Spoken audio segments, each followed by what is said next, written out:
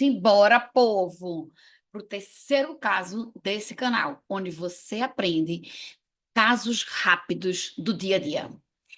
No caso de hoje, eu quero apresentar um paciente chegou para a gente avaliar, já tinha o diagnóstico, né, de cisto epidérmico, né, clinicamente, e veio para a gente avaliar essa imagem aqui.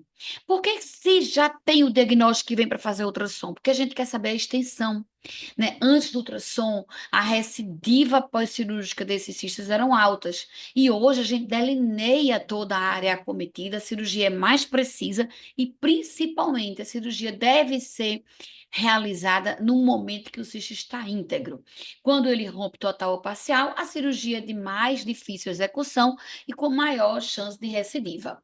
Então, já sabendo que era cisto epidérmico, é um caso clássico que eu trouxe aqui para a gente começar, né? A gente vai ter exatamente nessa área esse nódulozinho, predominantemente na hipoderme, mas também acomete a derme e tem esse trajeto em direção à epiderme, que a gente chama de púncton, e corresponde exatamente a esse pontinho enegrecido na maioria das vezes. A gente vai ver também o que é esse pontinho enegrecido. Então, eu vou desenhar para vocês aqui o cisto. Repara como ele tem um reforço acústico posterior, e a gente chama de cisto, apesar dele ter esse material hipoecóico, né? Porque esse material aqui é riquíssimo em queratina, e a queratina pode ter esse aspecto, né, hipoecóico mesmo, heterogêneo, com essas áreas hiperecogênicas de permeio. Então, a gente delineia ele aqui, tem sobreacústica posterior, você percebe que o componente da derme, ele vai até alcançar a epiderme, né, e o subcutâneo, onde é a localização predominantemente desse nosso cistinho epidérmico. Bom, o cisto epidérmico, ele também é chamado de cisto de inclusão, cisto queratinoso e cisto infundibular. Ele não é chamado de cisto sebáceo, simplesmente porque o conteúdo dele é um conteúdo de elementos da epiderme. E lá na epiderme, a gente tem em abundância a queratina. Então, a gente vai ver como uma estrutura cística na derme e ou na hipoderme, né, ou subcutâneo. O púncto é um sinal clássico desse cisto, né? E ele fica escurinho, enegrecido na ectoscopia, porque ali tem um plugzinho de queratina que, em contato com o oxigênio, ela pode ganhar aquela corzinha enegrecida. Esse cistinho pode estar íntegro, como é o caso que eu mostrei, mas ele também pode inflamar, né, e romper total ou parcial. Quando ele rompe total ou parcial, ele espalha a queratina, né? Aí tem mais inflamação, tem fibrose, cicatrização. E isso aí vai se perpetuando e a cirurgia vai se tornando mais difícil, né, de ser efetivada, executada de forma definitiva.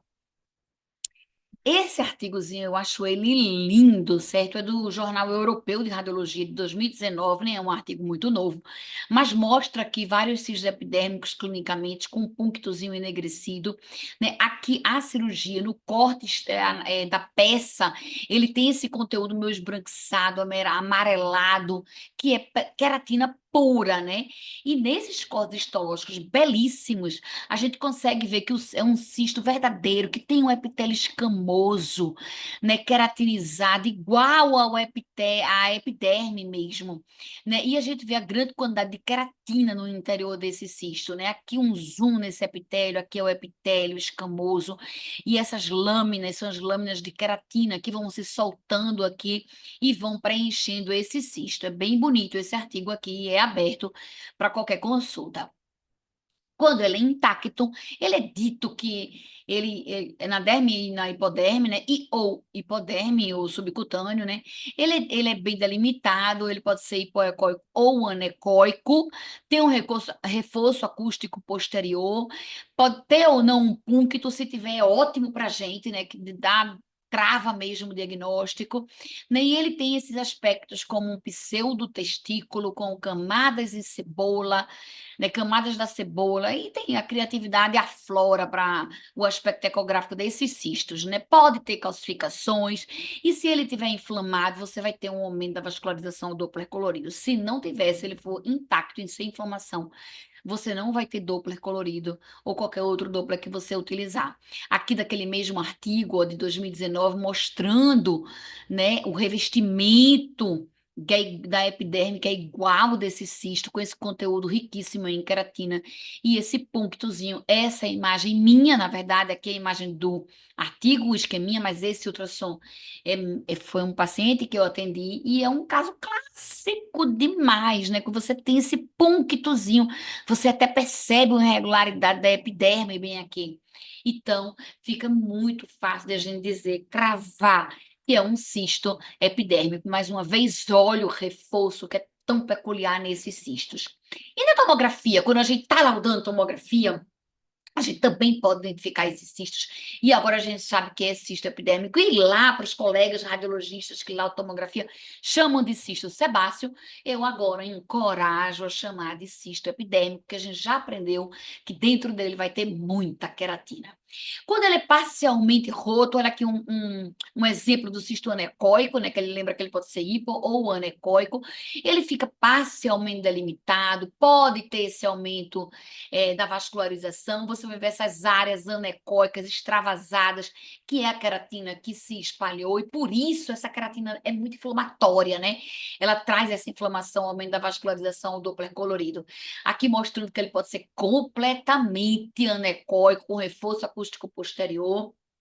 Essas imagens coloridinhas simulando aí é, outras técnicas, mas aqui é só uma técnica, só para deixar mais bonitinho mesmo o ultrassom, não tem outro, nesse caso, outro indicativo, não, de fazer essas técnicas. E aí, na vascularização do Doppler, a gente via que ele era parcialmente roto, porque aqui, bem na hora da derme mesmo, você tinha esse aumento da vascularização. Aqui, com um transdutor de muito alta resolução, 33 MHz, não precisa disso para ver cisto epidérmico, mas às vezes ajuda a gente a identificar melhor o puncto e mostrando a vascularização mais exuberante aqui desse cisto parcialmente roto. E quando ele é uma ruptura completa, aí a gente tem essa irregularidade dos contornos, né? Esse conteúdo ele fica mais heterogêneo, você vai ver com mais facilidade a queratina espalhada por todo o subcutâneo aí, com intenso aumento da vascularização. Como é esse caso aqui, olha, então você tem um conteúdo parcialmente compressivo, que no íntegro você é difícil, eu nunca peguei um conteúdo assim, ó, que é tão fluidozinho, né? E quando ele é roto, você consegue maior fluidez desse cisto e essa queratina espalhada aí completamente. Esse paciente tem um aspecto aqui, né? Vale salientar que essa é uma secreção, ele roto ou não, é uma secreção mal cheirosa, né? Amarelada, esbranquiçada. E aí, nesse cisto, ele era um cisto roto, e você pode ver muito bem aqui, delimitando, né, a queratina espalhada aí, delimitando, infiltrando, né, esse subcutâneo, promovendo essa erosão na epiderme, clinicamente também já visualizada. E aqui, para mostrar também um caso meu de uma paciente com hidradenite supurativa, era um mapeamento de hidradenite supurativa imediatamente antes da cirurgia dela. E no meio daquelas alterações todas de hidradenite supurativa, a gente tinha um aspecto clássico de ancisto epidérmico, né? O puncto não ficou muito claro, talvez aqui um punctonzinho, não dava para dizer, não dava para cravar, mas o aspecto claro de outro diagnóstico diferencial aqui, eu nunca vi um diagnóstico diferencial quando a gente tem exatamente esse aspecto aqui. Isso aqui é a queratina em várias composições, né? E aí, cirurgicamente, a gente pôde avaliar esse cisto, que, ao meu ver, em silêncio, parece um ovinho de codorna. Parecia um ovinho de codorna aí ao vivo. Tamo junto. É importantíssimo a gente aprender e cravar, a identificar o cisto epidérmico. Quando vier para a gente um exame com diagnóstico de cisto epidérmico, o que o médico quer saber é delimitar essa área para saber a hora da cirurgia, para saber os limites, as margens da cirurgia, saber se ele está íntegro ou roto, né? E até outros diagnósticos diferenciais que vêm como cisto epidérmico. E se a gente vir esse punctozinho, a gente vir todos esses sinais, a gente pode, com certeza absoluta, ajudar na ultrassonografia. É isso aí, galera. Até o próximo caso.